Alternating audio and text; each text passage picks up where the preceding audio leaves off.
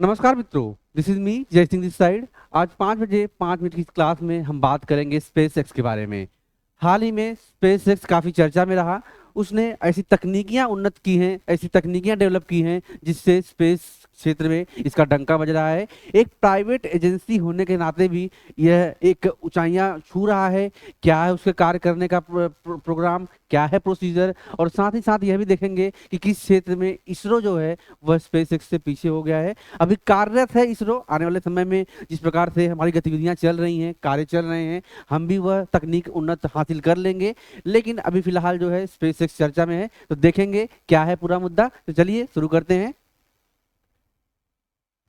अमेरिकी उद्योगपति Elon Musk की कंपनी स्पेसएक्स ने रीयूजेबल रॉकेट तकनीक में महारत हासिल कर ली है। तो जो स्पेसएक्स इस समय चर्चा में है वह रीयूजेबल रॉकेट तकनीक में उन्नति के कारण है।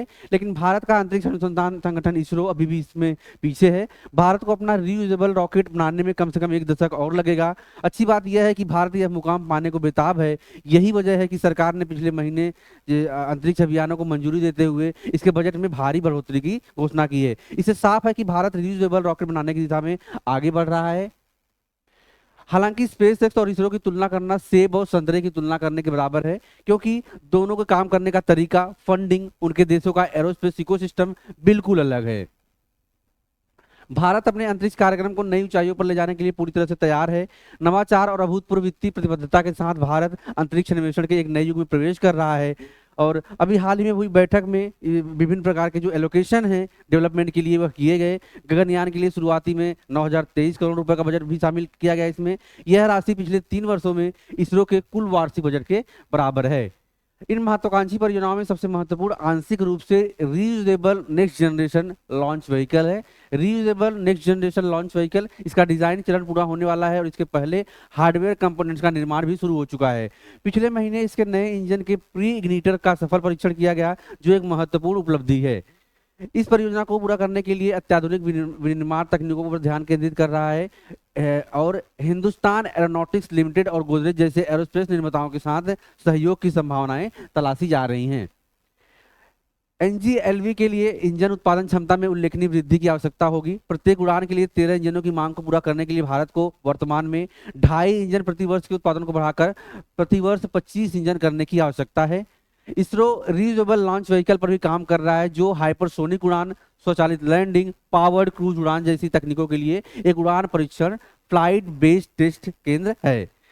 3 लैंडिंग प्रयोगों को पूरा करने के बाद आरएलवी एक महत्वपूर्ण चरण में प्रवेश कर चुका है और अब कक्षी पुनः प्रवेश प्रदर्शन के लिए तैयार हो रहा है, जो कि आपका ऑर्बिटल री एंट्री डिमॉन्स्ट्रेशन है। ऑर्बिटल री एंट्री डिमॉन्स्ट्रेशन, इसका उद्देश्य इसे भारत के पुनः प्रयोज्य रीयूजेबल 2 चरणों वाले कक्षी प्रक्षेपण यान का पहला चरण बनाना है। एनजीएलवी चंद्रयान 4 शुक्र ग्रह मिशन और भारतीय अंतरिक्ष स्टेशन जैसी महत्वाकांक्षी परियोजनाओं को पूरा मंजूरी मिलने के लिए एक व्यापक अंतरिक्ष कार्यक्रम के प्रति सरकार की जो महत्वाकांक्षा है उसको पूर्ण करना चाहता है। प्रत्येक मिशन अंतरिक्ष अन्वेषण के एक अनूठे पहल को संबोधित करता है, चंद्र अनुसंधान से लेकर ग्रह विज्ञान, प्रक्षेपण क्षमताओं और मानव अंतरिक्ष उड़ान तक। यह ऐसे समय में हो रहा है जब दुनिया के प्रमुख अंतरिक्ष यात्री देश लंबी अवधि के मानव अंतरिक्ष अभियानों और आगे चंद्र अन्वेषण की ओर आगे बढ़ रहे हैं। साथ ही साथ यह ग्रह मिशनों पर भी दांव लगा रहे हैं। भारत अभी इस मामले में पीछे नहीं रह गया है। भारत भी लगातार प्रयासरत है, लेकिन इसे केवल झंडे गाड़ने की होड़ के रूप में देखना गलत होगा। यह उन अभूतपूर्व सफलताओं के बारे में है जो तकनीक में क्रांति लाएगी और अर्थव्यवस्था को गति प्रदान करेगी। ये मिशन इस क्षेत्र के रणनीतिक महत्व को रेखांकित करते हैं और इसका लाभ न केवल वैज्ञानिक ज्ञान और तकनीकी प्रगति के संदर्भ में, बल्कि आर्थिक और भू राजनीतिक रूप से भी महत्वपूर्ण हो जाता है। इन मिशनों के विकास और निष्पादन से भारत के उच्च तकनीक उद्योगों को प्रोत्साहन मिलेगा, जिससे एरोस्पेस इंजीनियरिंग, पदार्थ विज्ञान जिसे हम मटेरियल साइंस कहते हैं, रोबोटिक्स आदि क्षेत्र में रोजगार के अवसर पैदा हो सकेंगे।